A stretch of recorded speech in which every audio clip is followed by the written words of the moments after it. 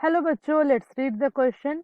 Here the question is saying that hydrogen is not widely used as a reducing agent in the metallurgic process. ठीक है, ये जो hydrogen है इसको हम widely use नहीं करते as a reducing agent during this metallurgic process because हमें इसका रीजन बताना है. Here we have four different options given to us.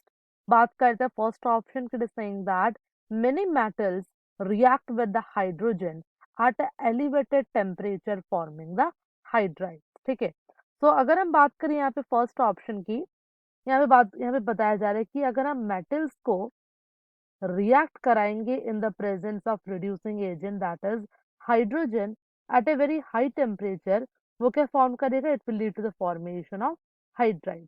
ठीक है, ये बिल्कुल सही है बिकॉज अगर हमने ले लिया metal that is sodium, sodium को अगर हम रिएक्ट कराएंगे in the presence of hydrogen, it will lead to the formation of hydrides that is NaH2. Okay, यहाँ पे हमें हाइड्राइड्स का फॉर्मेशन देखने को मिलेगा. ये बिल्कुल करेक्ट है. सही, तो ये ऑप्शन हमारा यहाँ पे करेक्ट हो गया. चलिए बात करते हैं ऑप्शन बी की, saying that there is a risk of explosion from H2 and O2 that is present in the air.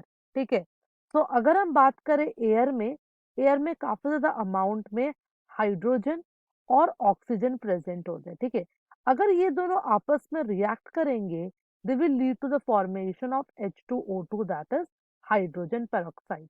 ठीक है, ये जो हाइड्रोजन पेरोक्साइड है वो क्या करता है? It is very explosive. ये बहुत ही एक एक्सप्लोसिव एजेंट है जिसकी वजह से जो रिस्क ऑफ एक्सप्लोजन होता है वो काफी ज्यादा होता है. दैट्स वाई ये ऑप्शन भी हमारे यहाँ पे करेक्ट हो गया.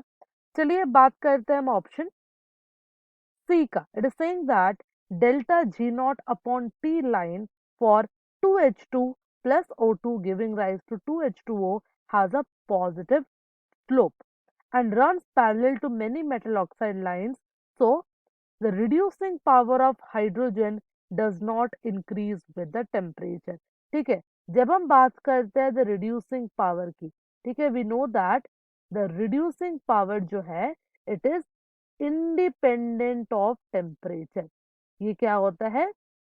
टेम्परेचर से इंडिपेंडेंट होता है. ऐसा नहीं है कि अगर हमने टेम्परेचर को इंक्रीज किया तो रिड्यूसिंग पावर भी इंक्रीज होगा. यस इट हैपेंस, बट लेकिन कुछ सर्टेन लिमिट तक ही जो हमारा रिड्यूसिंग पावर है वो इंक्रीज होगा. ऐसा नहीं है कि हम टेम्परेचर को इंक्रीज करते ही जाएंगे और हमारा रिड्यूसिंग पावर इंक्रीज होता ही जाएगा. एक लिमिट होता है जिसके बाद जो रिड्यूसिंग पावर होता है वो इंक्रीज नहीं होता, चाहे जितना भी हम टेम्परेचर को increase कर ले.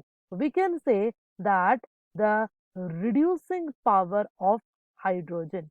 Okay, so we can say reducing power of hydrogen does not increase with temperature. ठीक है, वो increase नहीं होता with the temperature. That's why जो हमारा ऑप्शन सी यहाँ पे होगा that will be correct. अगर बात करें ऑप्शन डी के, saying that the reducing power of hydrogen increase with temperature, हमने देखा it does not increase with temperature, तो हमारा ऑप्शन डी यहाँ पे गलत हो गया. तो ये हमारे एक MCQ बेस्ड क्वेश्चन है. तो हमारे पास यहाँ पे 3 करेक्ट आंसर है. Option A will be correct, option B will be correct, and option C will be also correct here. I hope you understood the question well. Best of luck.